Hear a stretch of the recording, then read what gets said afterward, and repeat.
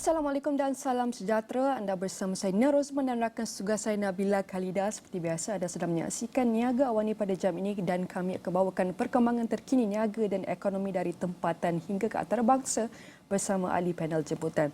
Izinkan saya berbahasa Inggeris di mana although economic experts are forecasting the gross domestic product GDP to grow by a decent 4% to 5.5% this year. They say global headwinds could potentially suppress corporate Malaysia's economy.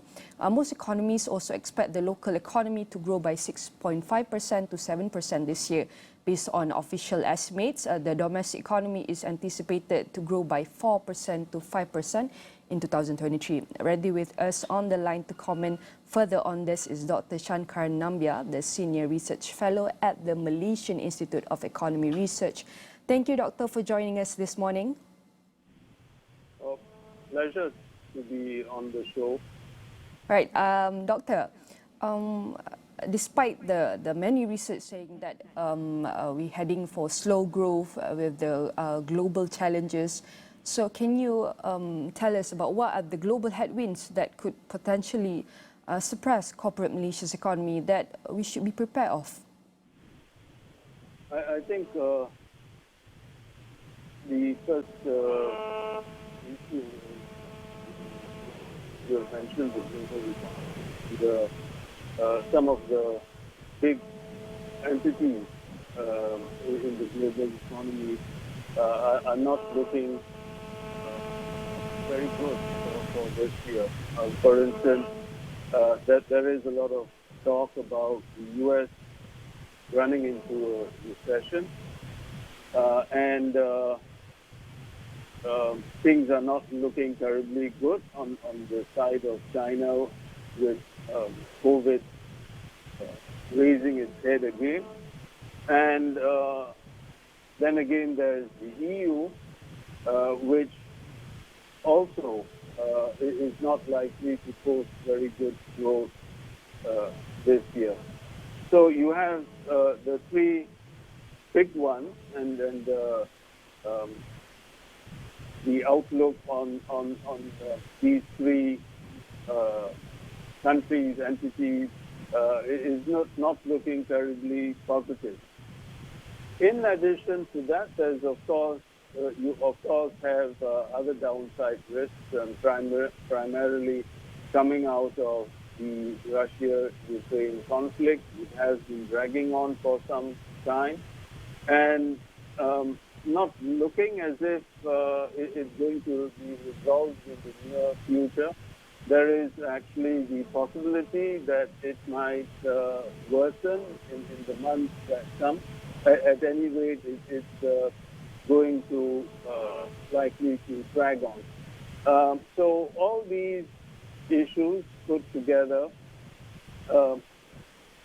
give us a reason to be fairly pessimistic about 2023. In addition, we had a pretty good run last year, which of course pushes numbers up, and as against the rather high base that we experienced last year by comparison, we're not going to be doing as well or better, which will therefore result in rather poor numbers for 2023. Some say slow growth is far worse and should be feared more than recession. Do you agree on this, Dr. Nambiar? I don't see why it. I think there has been a lot of pessimism. Some of it is warranted. Some of it, I think, is excessive. For instance, the picture is not terribly clear on the U.S. It's not as if everyone, all the commentators, all the observers are saying that the U.S. is going to run into a recession. There are differing opinions on it, and there are some who, of course, say that on the brighter side, there are some who say that the U.S. will escape a recession. There are others who say that it would be a short downturn, a soft landing, might just be able to escape a recession. And yes, there are the more negative commentators who are expecting a full-blown recession. That being the case, I don't think one can jump into any conclusion and conclusively proclaim that the U.S. is going to get into very hard times. Of course, it's not going to be very good, and we're going to find some factors that are not terribly encouraging. But remember, the job picture in the U.S. is pretty good. Yes, will have a downswing, but it might not be as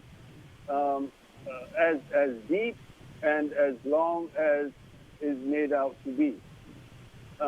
In which case, and that's one of the reasons why I'm not terribly pessimistic about the outcome as Malaysia would face.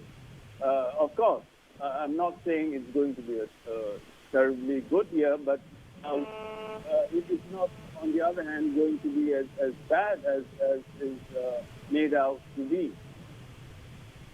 Doctor, maybe you can share, can domestic demand continue to hold the fort and be the main driver of the nation's economy right now? I don't think we can totally exclude external demand either. China had a very stringent zero COVID policy. That was a couple of months back. They looking different now. They are opening up. They have opened up, and they're not likely to hang on to their zero COVID policy. So that's going to be pretty good. And many of the states in China are expecting fairly good growth. They have the provinces have posted something like 6%. Many of the provinces in China, and as a consequence, I think the country could get into something like could post something like a 5% growth rate. So that's going to be encouraging for us. And the U.S. Would slow down, but I think there would be some benefit coming out of the U.S. in the sense that we can't rule out demand coming out of the U.S. So that's on the external side, which I think is not terribly pessimistic. And on the domestic side, I expect things to improve. We might not have the kind of trade figures that we used to have, but I still see it going forward. I still expect trade to post reasonable numbers. And on the domestic side, I think as the ringgit strengthens, and expect the ringgit to strengthen, and with the policy measures being taken that are going to be taken to combat inflation, I see these as positives, which would be beneficial to the domestic industry. And I would therefore expect domestic demand also to drive growth. It might not drive in the way that it did in 2022, but yes, we still can expect to have a domestically driven economy.